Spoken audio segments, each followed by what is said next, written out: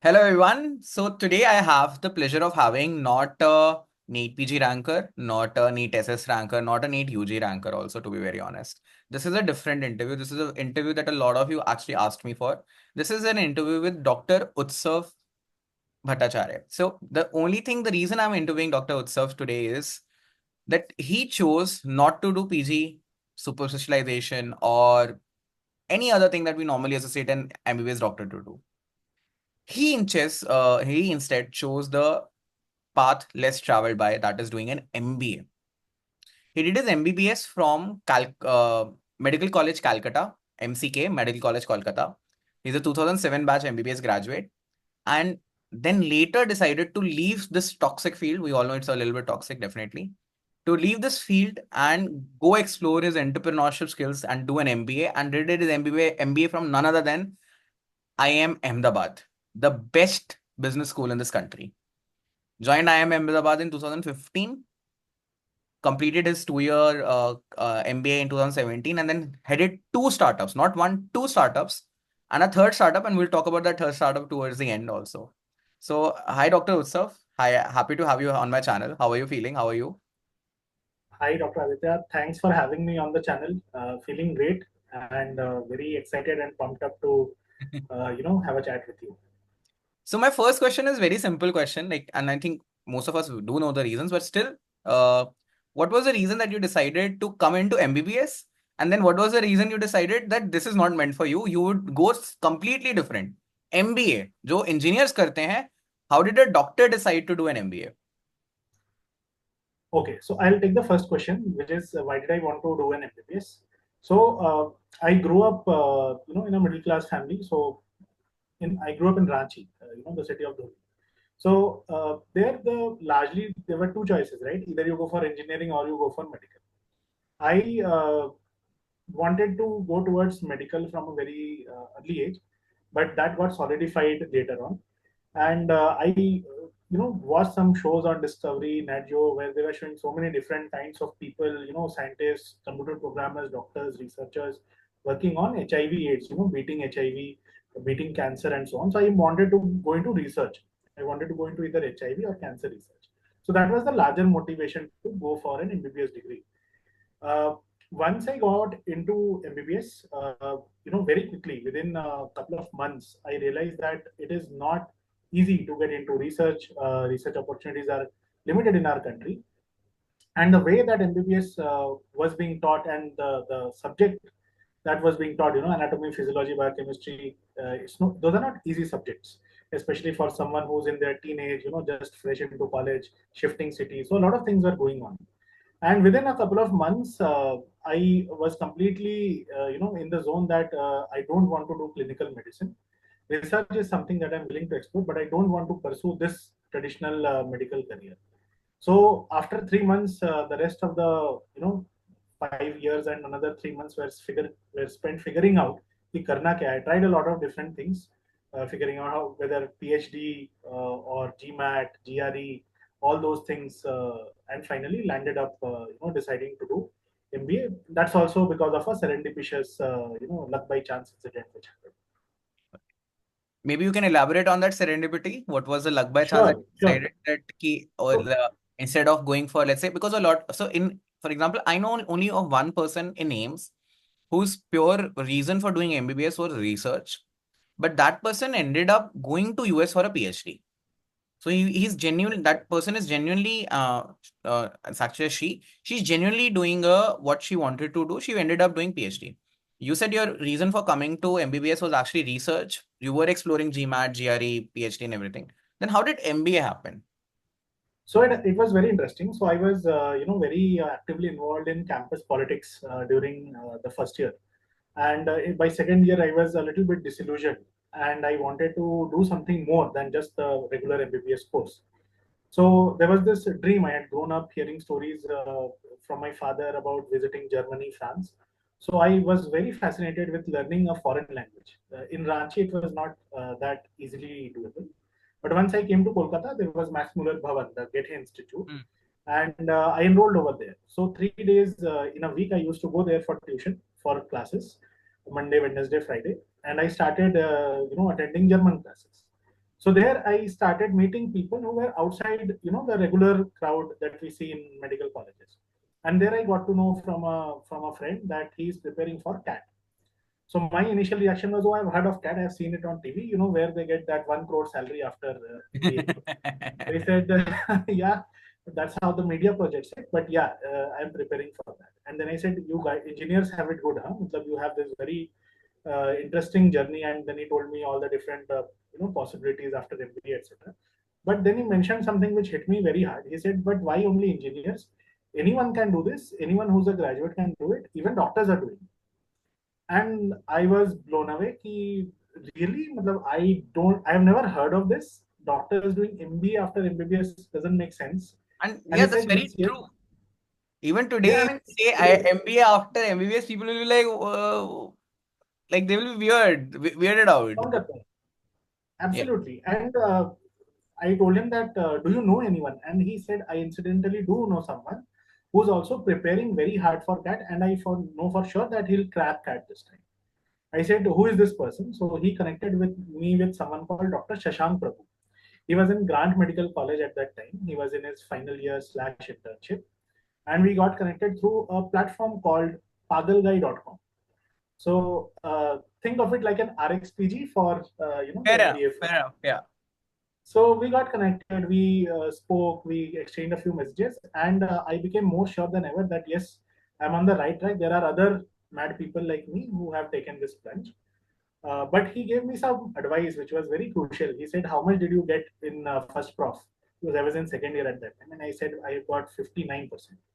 He said, just do one thing, ensure that you get 60% plus in all the profs after this, because this will help you in your interviews when you crack it. He didn't use the word if, he said when you crack it. It was a piece of advice that I received in 2009, which would help me later in 2014-15. So amazing how the dots connect. But yeah, I mean that's how I discovered CAT, discovered all the different possibilities, got connected with someone who was already doing that journey in Mumbai, and this is 2009 I'm talking about. So yeah, I mean a lot of things fell into place for me to be able to do that. Great. So next question, I think this is the most important question which I would be asking. So people do know, at least people some know that yes, post MBBS you can do MBA, and you can also I know an Amazonian who's doing MBA in IIM Bangalore at this point of time. One of my seniors. One of my seniors went to do MBA from abroad in US. Like people do know that they can do it, but they're just unsure about the idea. Okay, they know that even I know that there is an exam called CAT.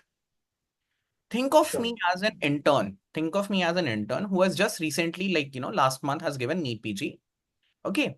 Just completed my internship. I gave NEET PG and I'm disillusioned with it. I did not get a good rank. But more importantly, I'm someone who doesn't like clinical medicine in the first place, was forced Sure. into it by some reason or whatever it is. And I do feel that MBA is something which I want to explore. I like maybe the idea of entrepreneur. I like the idea of a desk job. I don't like the idea of, daily 24-hour standing, 36-hour duties, so on and so forth. I don't like that idea. That's not my cup of tea. And so for that intern or that post intern who is now, how should that post intern prepare for CAT? Basically, I'm asking CAT for dummies or CAT for beginners. How should he go? They should take a coaching or not? What is CAT? What should do? Can they give CAT right now itself? And what to expect after CAT? Basically a semi introduction, a 4 minute introduction to CAT, what to prepare for CAT, and can doctors crack CAT? Okay. So I'll take the simplest question first. Can doctors crack CAT? The answer is absolutely yes. Many doctors are doing it. I am an example. There are several more examples. Second is, how difficult is it for doctors to crack CAT? I would say a little bit difficult, but definitely not as difficult as cracking NEET PG. Okay. Uh, the reason is because doctors have already cracked an extremely hard exam when they crack NEET UG, and they have completed an extremely tough course, one of the toughest course in the world, which is the MBBS course in India. And if you think about how do you want to prepare for it, I would say, karke dekh lo. I mean, right now the registrations for CAT 2024 are open. They're open till 13th of September, and you just need to spend, I think, 2,300 rupees for the form. I would say fill the form, just give it, see how the paper is. Because there's a lot of stigma among doctors that, oh, it's for engineers. There's a lot of maths, quants, puchte hain, high level maths and all that. I would say brush aside all those, hearsays and opinions from this, that, etc. Write the exam, write it for yourself, see what it is. Because once I know that anyone who has done their NEET UG and done their MBBS, if a doctor fills a form, at least you'll know what the question patterns are, what the paper pattern is, what are the sections, how much time. You'll do some at least basic, PYQs. You'll do some papers, etc. You'll get a flavor of how the paper is. In my opinion, if someone starts preparing for it in their internship year, once they start internship, if that is their first attempt, I think by the next year when they are completing their internship, in the second attempt, they should be able to crack it. You might be actually able to crack it in the first year itself. For me, it took 2 attempts, but there's no reason you can't crack it in 1 attempt. Basically, So it's I think they should definitely try to write the exam this year itself. all right. So basically, you're saying first, doctors easily can crack, not easily, but doctors can crack. You are an example. Maybe a little bit more tougher as compared to engineers, but nothing out of the blue. More simply because we have actually cracked a tougher exam, that is NEET UG. So Right. CAT is easier as compared to cracking NEET UG. So if you have cracked NEET UG, by cracking NEET UG, it will basically mean you have gotten a government medical college. So if you have got a government medical college in NEET UG, you can basically easily crack CAT. It's an easier exam compared to that.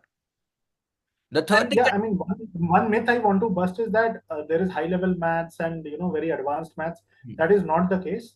Most of the maths is from class 10th, with certain areas coming from class 12. They don't ask calculus. They don't ask high level advanced mathematics. I think that is a question. How will I yeah, code? I have a exactly. So different. doctors are scared of maths. Probably that is the main problem that they end up having, that, oh, maths pucha jayega and everything. So the third thing that you said is basically how much time does it take? According to you, it will take 1 year to crack it. It took 2, but 1 year you will feel is more than enough.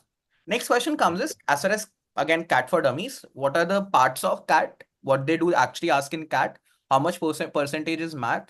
How much percentage? I think they have assertion, reason, and stuff like that, or reasoning questions and stuff like that. How much percentage is it, and how does CAT work, and how does CAT result in admission into a B school? How does that work? Sure. So first you need to understand the calendar of the CAT exam and how the paper is designed. So the calendar works is that typically right now is the registration process. You will complete the registration process now and write the exam in November, and the results are out by December. Once the results are out in December, remember this is a written exam. So there's just a written portion which you have qualified. Let's say you get an extremely good percentile. Let's say you get like 99.72, which was my percentile. So you will get a bunch of interview offers from different B schools, and these B schools will ask you to come for an interview. And in these interviews, then typically you will have a personal interview. It might be joined with some kind of a written test.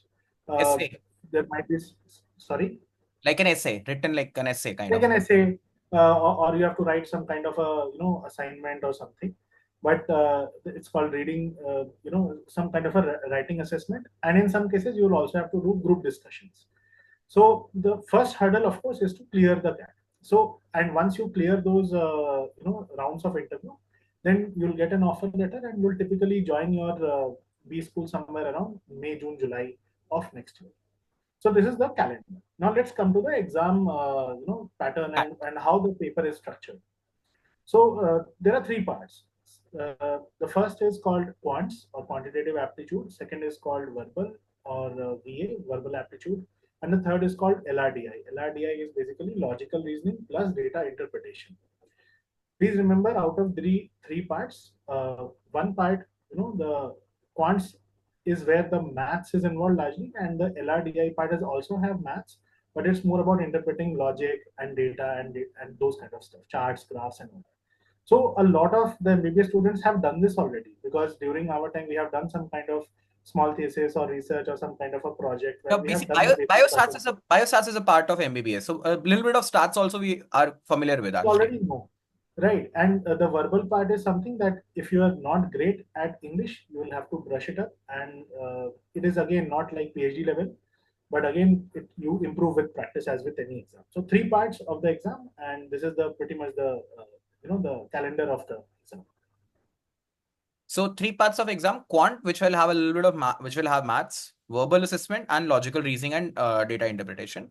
All right. Yeah. Uh, how to prepare for it? Do they need to join some coaching or just solve previous year question and they are okay with it and solve some books like that? Or how would you say?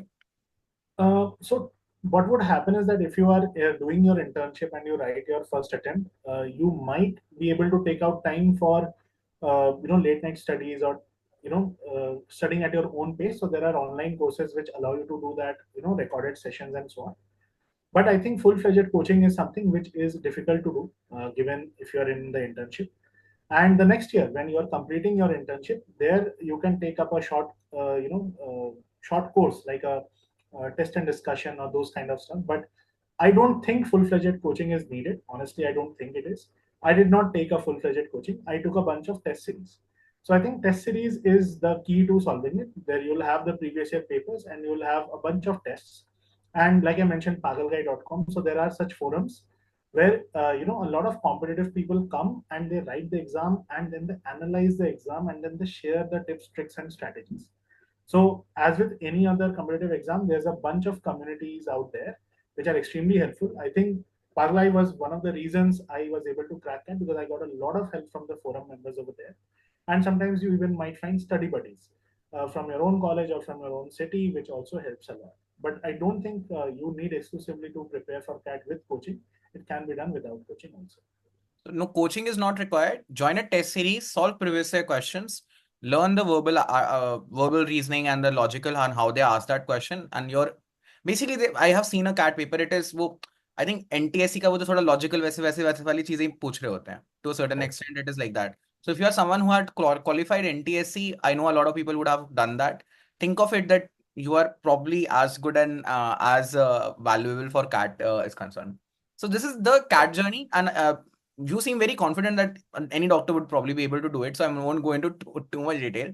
Let's say a doctor gets a decent enough percentile, they end up getting an interview from an IM or some other good. Can you enumerate people like a doctor? Like for example, for me, the only B schools I know are IMs. As Sure. of now. Apart from IMs, any other good B schools that you can name at least for the doctors community? Sure, there are a bunch of good schools. So let's say in Mumbai there is SP Jain, there is Jamnalal Bajaj, which we call JBIMS. In Delhi there is FMS. FMS is one of the schools where they charge you a very low fee. So in other B schools you'll typically be spending top B schools anywhere between 15 to 25 lakhs, for your MBA. FMS charges 3 lakh rupees. So similarly, JBIMS in Mumbai also charges that. Then there are other brands like there is MDI in Gurgaon, uh, and XLRI in Jamshedpur. So these are very old colleges. The older B school, the more brand value it has because it has had so many years of alumni who have graduated from that college, and that makes the network very very strong. All right. Next question is, how was it 2 years at IIM Ahmedabad and the entrepreneurial journey after that? A little bit about that. Sure. So I went into IMA with very less information about what happens in a B school. I think again because of my background that I didn't have too many peers or too many seniors to follow on what happens inside a B school. So I struggled initially because it takes a little bit of time to get used to because like a lot of subjects. Please understand that the B school or the MBA course is typically designed for engineers or people who are with maths backgrounds. So it is okay. You don't need to be scared of that. And I did not fail any subject, by the way, during my B school. So ऐसा नहीं है कि doctors struggle a lot, but yes, there is a bit of struggle getting used to the routine, getting used to the subjects, etc. And you have to level up quickly. But I enjoyed my time a lot in IIM Ahmedabad. Primarily, I think because once I got in, I was very enthusiastic about doing something different and making a mark for myself. So I contested the election to become the batch representative, and I won that in the first year. And within 4 months, there was a second election, and where I could have easily won and become the general secretary, so who heads the student activities council. But I felt I would be able to make more difference, if I became the recruitment secretary because B school लोग क्यों जाते हैं for placements. Best So the friends. recruitment secretary position in a B school like I am Ahmedabad, there were a lot of lot of reasons for me to contest that second election, and I won that, was because the recruitment secretary gets to choose their own team. There are 20 people in the team, and 17 of those are chosen by the recruitment secretary. You run placements at IMA. I mean, there couldn't be a better experience of corporate and helping place your batch, senior batch, junior batch. You touch a lot of lives, and I think that is something that I'll cherish for the rest of my life. It was a wonderful experience during my 2 years, and that actually laid the foundation for my first startup out of B school. So my first startup, Recalta, it was a company which was creating a marketplace for campus placements and campus recruitment. So think of like a Naukri.com but for colleges. So because of my experience in IMA and the gaps that I saw which can be improved, that is what led me to start my first company with my other two co-founders. And we ran this company from 2017 to 19. We had all the top colleges, from the B school community as our client list. IIM Ahmedabad was a client, bunch of other top B schools. And 2019, when we realized that it's not growing as fast as we wanted it to, we pivoted and we started our second company, which is called Pick My Work. So it was like a marketplace for gig work, part-time work. So we work with a bunch of payment companies like Google Pay, Amazon, Flipkart, PhonePe, etc. Work with banks, credit card companies. Basically, what we were doing is helping all these companies acquire customers on the ground. So there were like more than 50,000 salespeople across the length and breadth of India who were doing sales and customer acquisitions for these companies. You go to a store, on the roadside, there's this QR code which is attached there. You take out your phone and you scan and pay. So our team members, our army on the ground was actually going store by store, helping the merchant to understand how the QR code is used, how to take payments, how to raise complaints. Every store that you go to has happened in the exact same way. कोई Google ad देख के नहीं होता है, कोई YouTube ad देख के नहीं. There's an army on the ground which does this.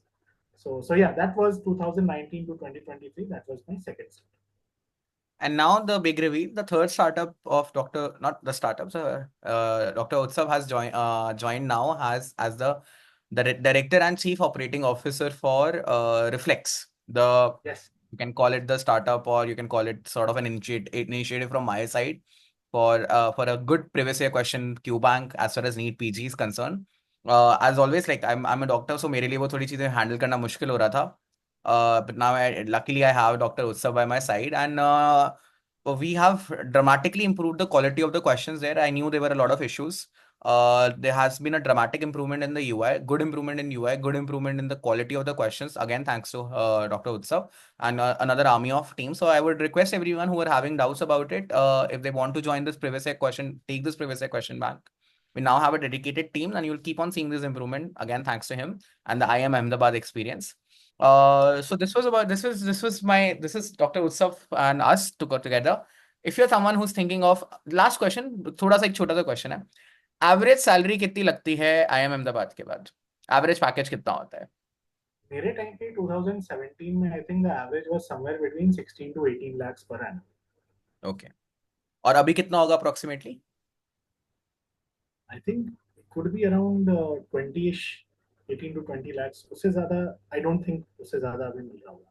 Sure. So you will easily end up having a salary of 2 lakh rupees per month after your MBA, and obviously it will grow because you're in the corporate world. You'll have much more chance. You can become CEOs of an organization and stuff like that. You can have your own startup if that's, and you can chase your entrepreneurship journey. That's what you can do. That's what Dr. Utsa did. Two startups he founded. I'll give the link of the startups also in the comment section. You can go and check them out as well. And now he's with Reflex, the third startup, and hopefully now we will keep on improving the app for you guys. And hopefully this interview for a lot of people was a reckoner on how to start their preparation for start their journey towards MBA. If you have further doubts, obviously I'm pretty sure you will have further doubts. All doubts cannot be covered in a 30-40 minute interview. If you have further doubts, please, I'll give the link of Dr. Utsav's Instagram. Please contact him personally over there. He's most likely going to start his own small initiative on how to teach MBBS doctors to how to pivot towards MBA.